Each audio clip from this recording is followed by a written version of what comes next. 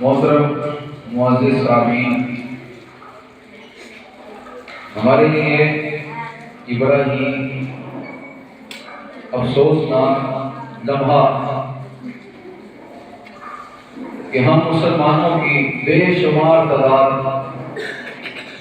اور پھر ہمارے ہوتے ہوئے اللہ جل مجدہ شان کی عظیم کتاب قرآن مجید جو سویڈن میں قرآن مجید کو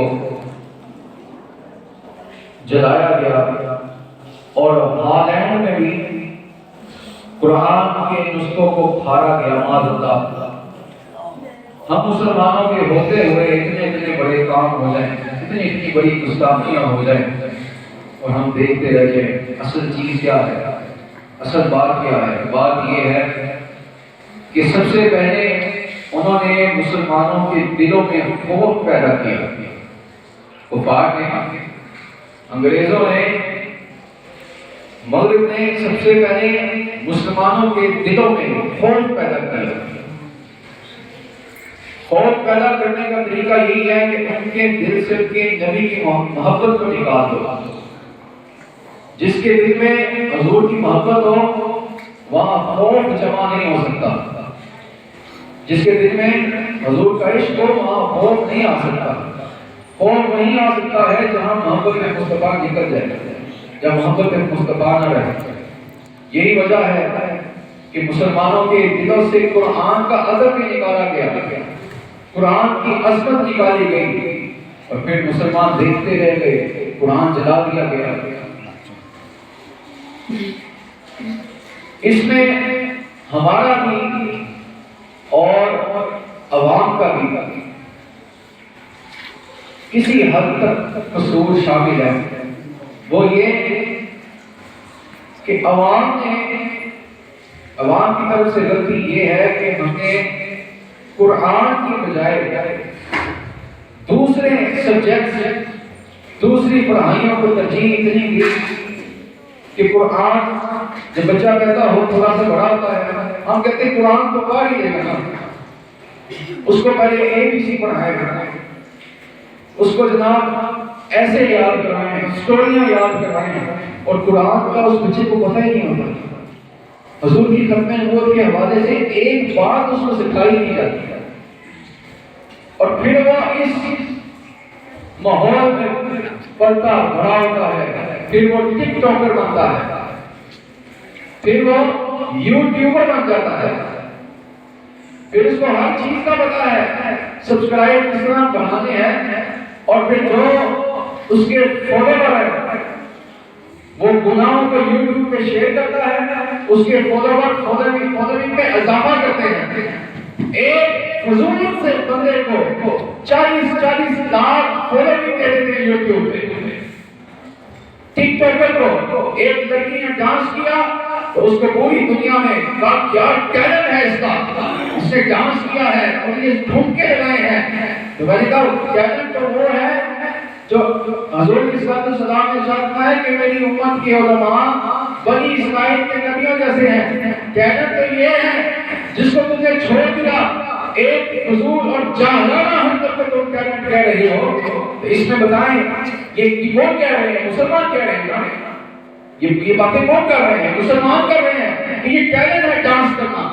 مارننگ شو میں کہا جاتا ہے کہ یہ جناب لڑکی نے ڈانس کیا شادی میں، کیا ٹیلنٹ ہے، کیا بات ہے، کیا ٹھمکے لگائے گئے ہیں۔ مارننگ شو میں جب یہ دکھایا جائے، دکھانے والے مسلمان، دیکھنے والے بھی مسلمان، اور پھر وہ بتاؤ یہ لوگ دیکھیں گا ان کو پتہ نہیں مسلمان کہاں جا چکے ہیں۔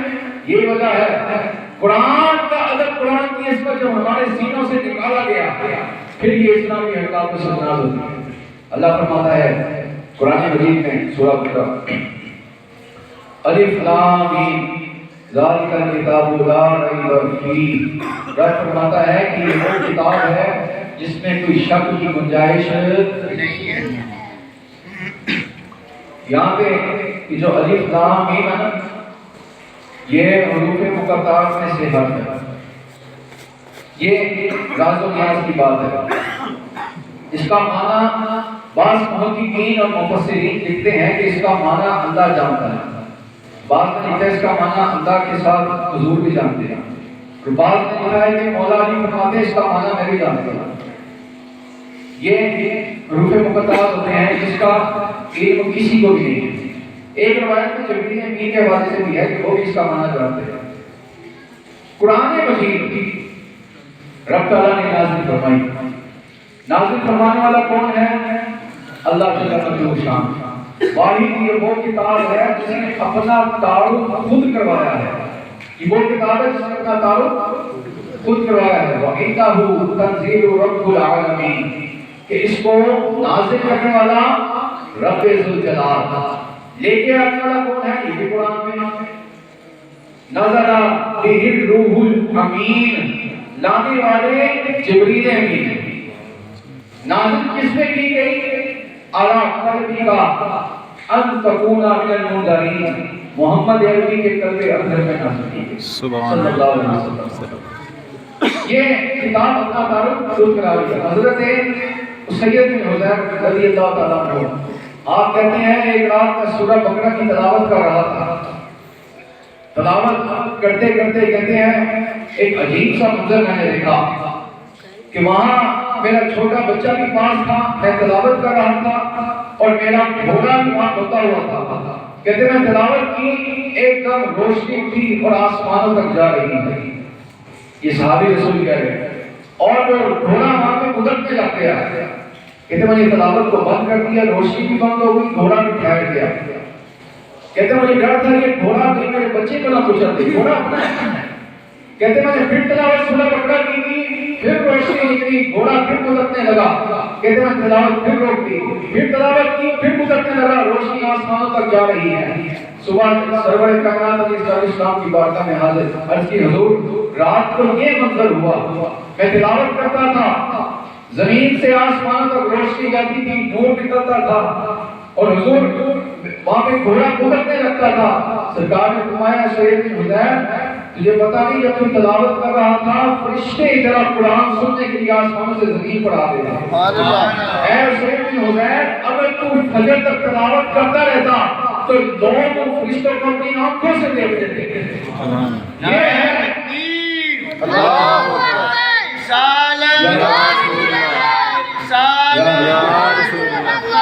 قرآن زندہ باد، قرآن زندہ باد۔ سرکار نے فرمایا اگر تو تلاوت کرتا رہتا نا تو صبح لوگوں نے اپنی آنکھوں سے ان کو دیکھنے لگا فرشتوں کو. اللہ اکبر.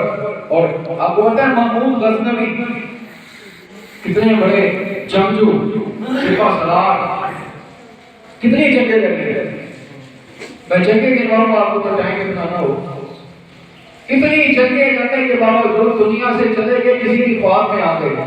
پوچھا بتا محمود غزنوی رحمۃ اللہ تعالیٰ علیہ بتائیے آپ دنیا سے گئے آپ کا کیا بنا؟ آپ بخشش ہو گئی.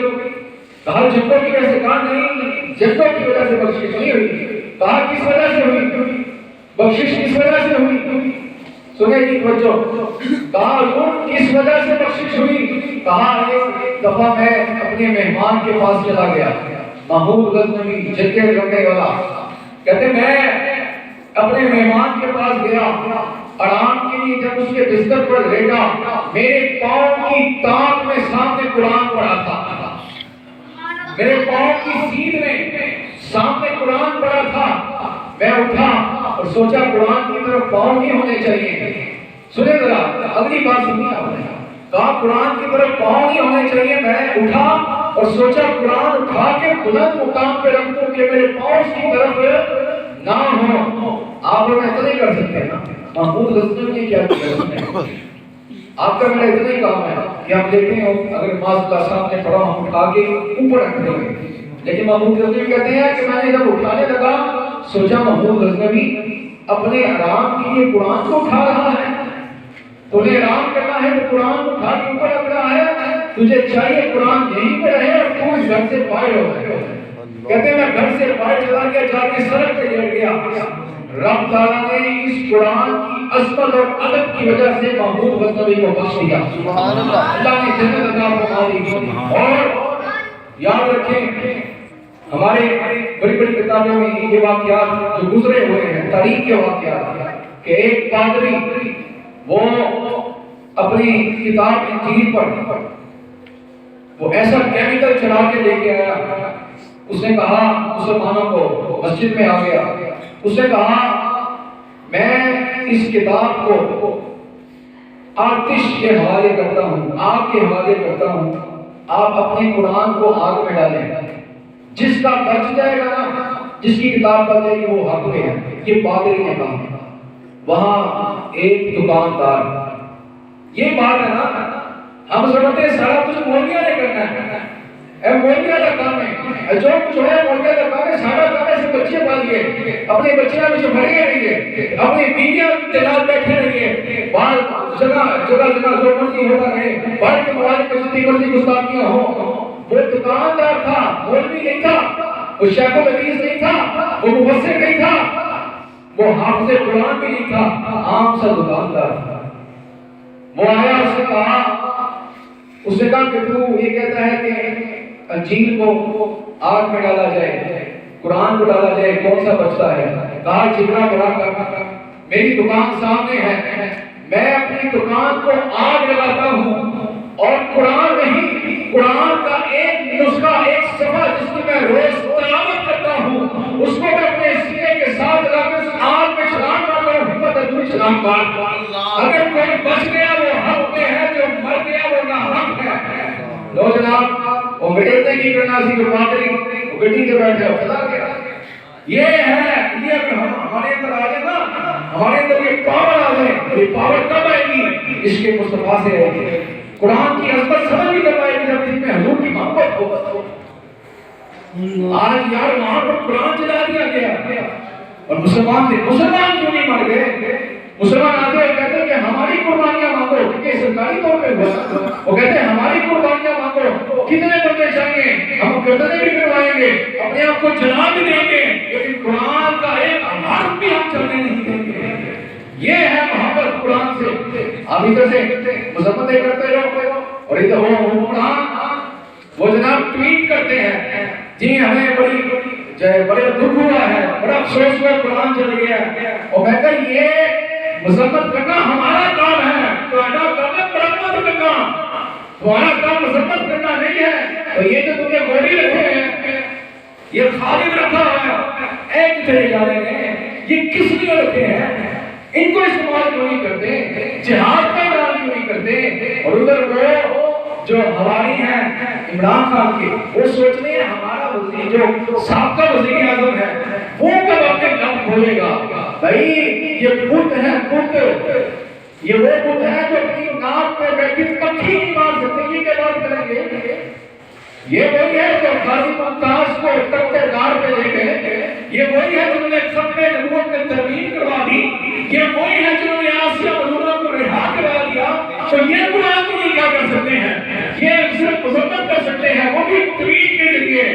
حکمرانوں کا کام ٹویٹ کرنا نہیں ہوتا، جہاد کا اعلان کرنا ہوتا ہے۔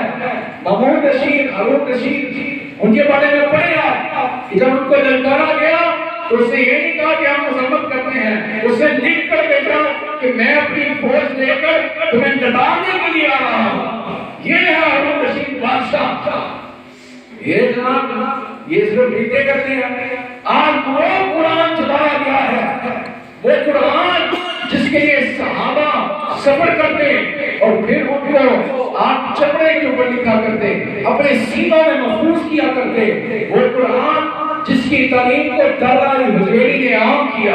یہ آپ کو بتا رہا ہوں، انگریزوں کو تھوڑی یہ سمجھ آتی بات۔ وہ قرآن جس کی تعلیم کو دادا علی حجویری نے عام کیا، وہ اعظم نے عام کیا، وہ قرآن مجید جس کے لیے امام حسین نے اپنا سر دے دیا، وہ قرآن جس کے لیے امام احمد بن حنبل نے 80 کوڑے کھائے اور کہا وہ کوڑے، ایک کوڑا اگر ہاتھی کو پڑ جاتا تو اس کو پچھاڑ کے رکھ دیتا، وہ کوڑے امام احمد بن حنبل نے قرآن کی نموز کے لیے کھائے۔ آج اس قرآن کو جلا دیا گیا اور ہم دیکھتے رہ گئے، اور پھر کہتے ہیں کہ جناب یہ مولوی کیا کر رہے ہیں؟ میں نے کہا جمعے کے بعد بتائیں کہ مولوی کیا کرتے ہیں، انشاءاللہ ہمت تو کرو نا۔